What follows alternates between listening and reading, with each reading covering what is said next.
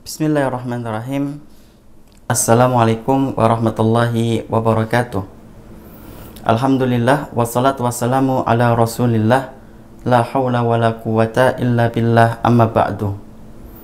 Ikhwani fiddin, saudaraku sekalian yang dirahmati oleh Allah subhanahu wa ta'ala, ketika kita mencoba untuk memahami dan ingin mengenal Allah subhanahu wa ta'ala, maka di antara salah satu caranya adalah dengan memahami, mengenali nama-nama Allah dan juga sifat-sifat yang telah Allah tetapkan untuk dirinya dalam kitabullah ataupun yang telah ditetapkan oleh Rasulullah sallallahu alaihi wasallam dalam hadis-hadis sahihnya. Maka di antara hadis ataupun ayat-ayat yang Allah sampaikan kepada kita semua, maka di antaranya adalah bahwasanya Allah adalah zat yang sangat tegas. Ketika ada seseorang melakukan sebuah kesalahan, maka sungguh kesalahan tersebut ketika belum diampuni oleh Allah subhanahu wa ta'ala dan sang pendosa belum memintakan ampunan kepada Allah, maka Allah akan membalasnya secara setimpal. Allah dalam satu ayatnya bahwasanya ia memiliki sifat syadidul iqab, bahwasanya hukuman atau iqabnya Allah sangat keras, alim, sangat pedih. Dan Allah itu dalam surat Al-Fatihah telah mengatakan dalam dirinya bahwasanya ia memiliki sifat Malik Yaumiddin. Dialah Allah yang maha merajai di hari pembalasan, yang artinya apapun perbuatan amalan kita di hadapan Allah yang kita lakukan di tengah manusia akan mendapatkan ganjaran balasan setimpal di hari pembalasan kelak, yaitu ketika di hari kiamat. Yang intinya banyak sekali ayat-ayat Allah yang menunjukkan bahwasanya ia tegas, yang bahwasanya ia kuat, dan ia punya kebijakan yang ketika memberi balasan, balasannya akan sangat setimpal sesuai dengan dosa yang dia lakukan.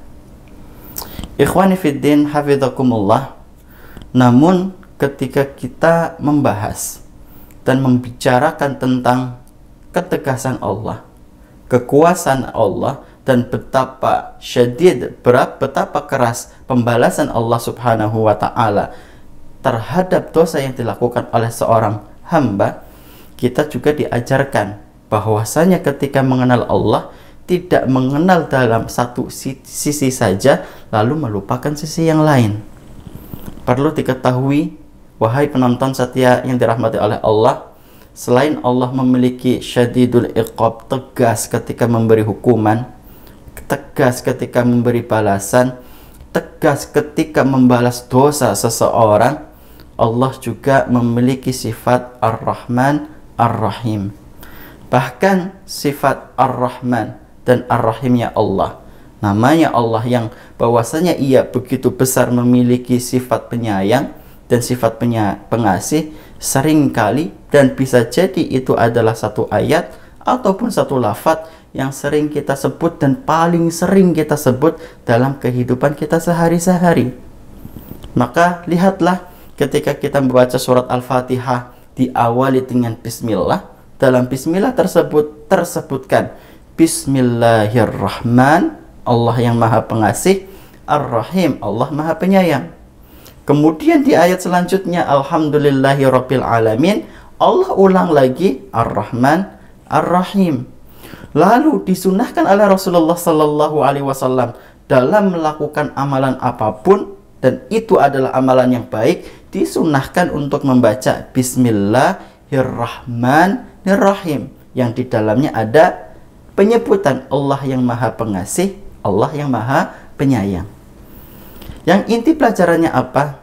Ya, kenalilah Allah dengan kemahaperkasaannya, kenalilah Allah dengan maha kekuatannya dan ketegasannya. Tapi ingat, Allah juga maha Ar-Rahman Ar-Rahim, yang intinya ia memiliki kesayangan yang begitu besar sayangnya, keluasan kasihnya yang begitu luas kasihnya. Bisa dikatakan sebesar apapun dosa saya, maka dosa saya tidak bisa dan tidak akan lebih besar daripada kasih sayang dimiliki oleh Allah Subhanahu wa taala. Seberapa kuat dan luas dosa yang dilakukan oleh para pemirsa, ketahuilah sebesar dosa tersebut tidak bisa lebih besar dari maha kasihnya Allah dan maha sayangnya Allah Subhanahu wa ta'ala. Maka sering-seringlah kita untuk meminta dan mengiba kepada Allah untuk diampuni dosa-dosanya, karena ia akan sangat mudah untuk mengampuni dosa para hambanya. Dalam sebuah riwayat sebagai penutup dari sahabat Rasulullah sallallahu alaihi wasallam Anas bin Malik radhiyallahu taala anhu, dalam hadis qudsinya Allah berfirman, "Ya bani Adam, lau ataitani biqarabil ardi khataya." Wahai anak cucu Adam, kata Allah, kalau kalian datang kepada aku dengan membawa dosa, yang dosa tersebut itu memenuhi jagat bumi, saking besarnya luar biasa.